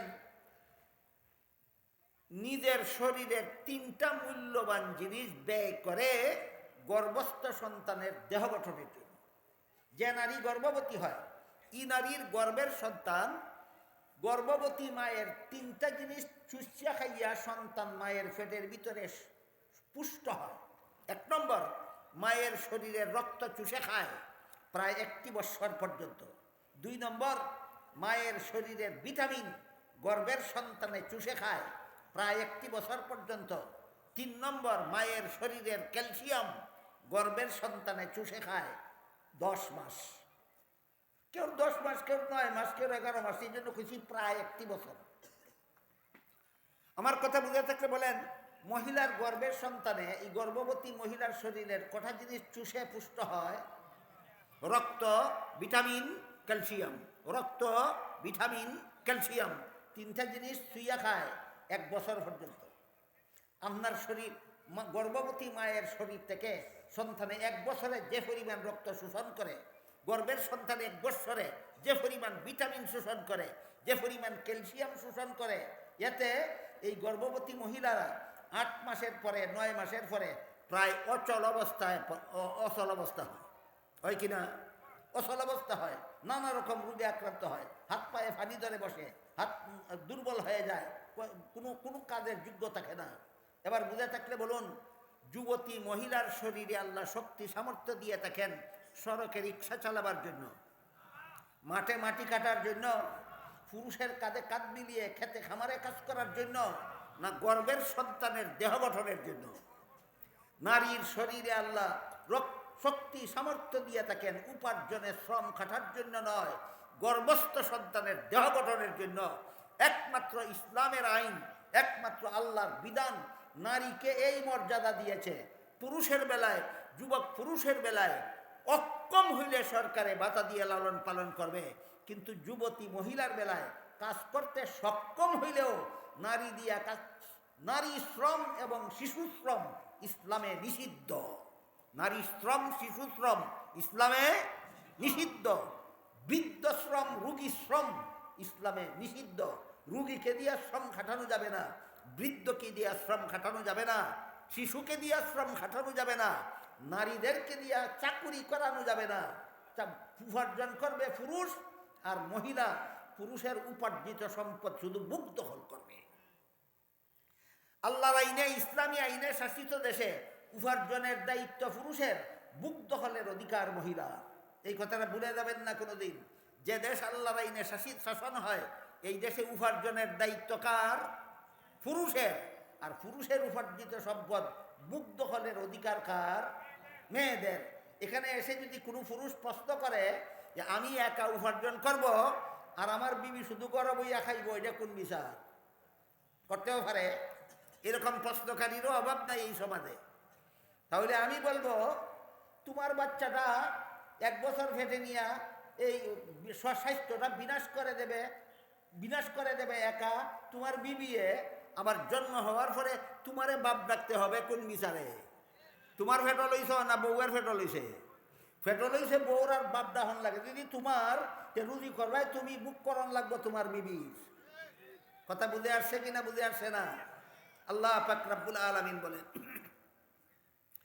وَقَرْنَ فِي بُيُوتِكُنَّ وَلَا تَبَرَّجْنَ تَبَرُّجَ الْجَاهِلِيَّةِ الْأُولَى।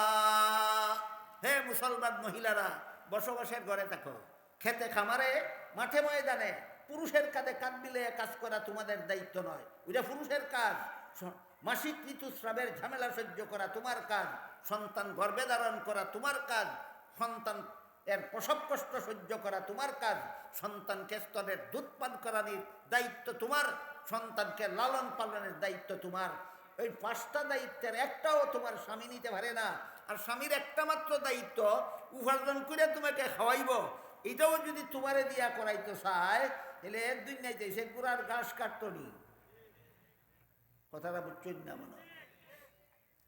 আল্লাহ মহিলারে দিছেন দায়িত্ব 5টা, পুরুষরে দিছেন 1টা। মহিলার 5 দায়িত্বের 1 নম্বর, প্রতি মাসে মাসে ঋতুস্রাবের ঝামেলা সহ্য করা। 2 নম্বর, প্রত্যেকটা সন্তান গর্ভে ধারণ করা। 3 নম্বর প্রত্যেকটা সন্তানের প্রসব কষ্ট সহ্য করা। 4 নম্বর সন্তানকে স্তনের দুধ পান করানি। 5 নম্বর সন্তান যতদিন পর্যন্ত নিজে নিজে চলাফেরা করতে না পারে ততদিন পর্যন্ত সন্তানের লালন পালন করা। বলুন মহিলাদের দায়িত্ব কটা? একটাও পুরুষে নিতে পারে না, কিন্তু পুরুষের দায়িত্ব মাত্র একটা, তুমি রুজি করো আর তোমার বিবিরে খাওয়াও। এটাও বিবির এরিয়াও করাইতে চায়, এমন পুরুষ আসেনি আপনারা দেশ। বউয়ের 5 দায়িত্বের এক দায়িত্ব নিজে নিতে পারে না, আর নিজের একটা মাত্র দায়িত্ব এটাও বউরে দিয়া করাইতে চায়। এই গর্দব তুই দুনিয়ায় যাইছ গুড়ার ঘাস কাটতে নি।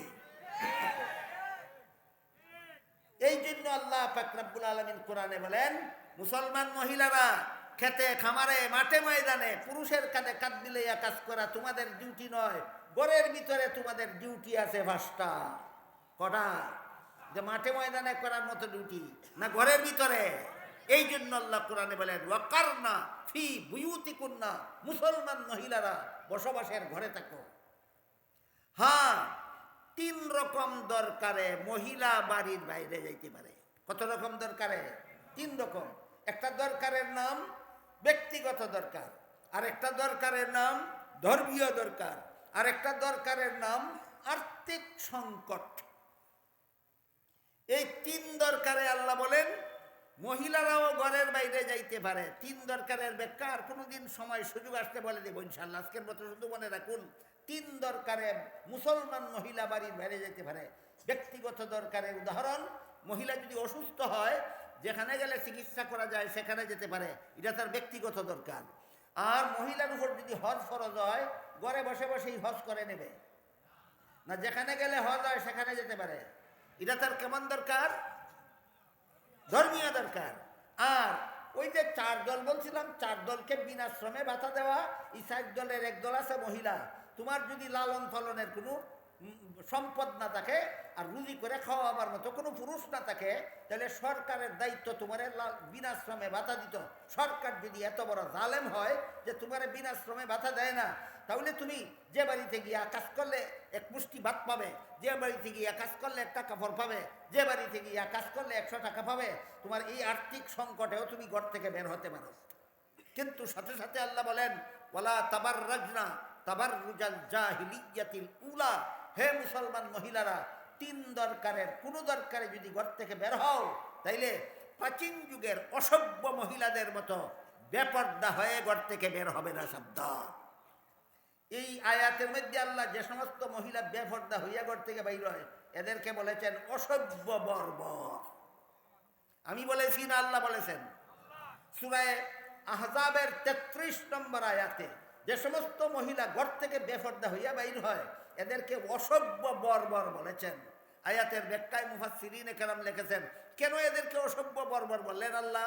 তার কারণ হইল যতক্ষণ পর্যন্ত মহিলা বেপর্দা হইয়া ঘর থেকে বের হয় না ততক্ষণ পর্যন্ত রাস্তায় কোনো বখাটে ইফটিজিং করারও সুযোগ পায় না, পথে ঘাটে ধর্ষণ করারও সুযোগ পায় না।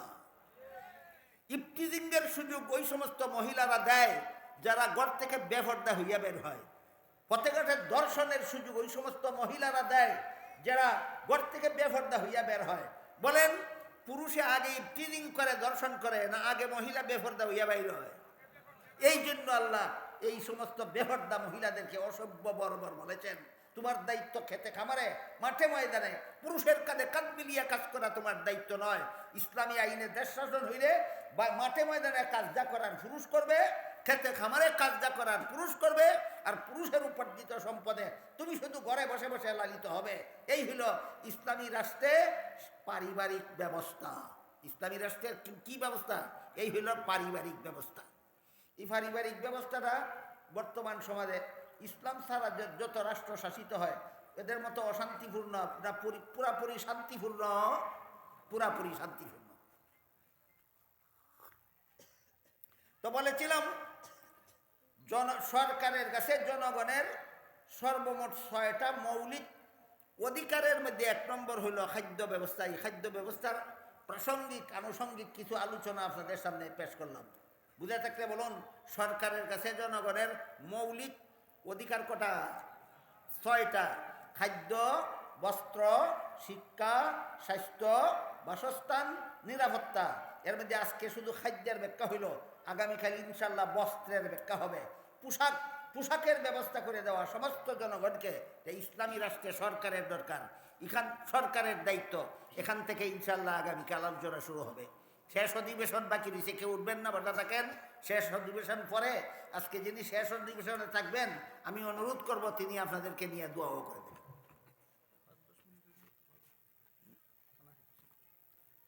না তো পড়াই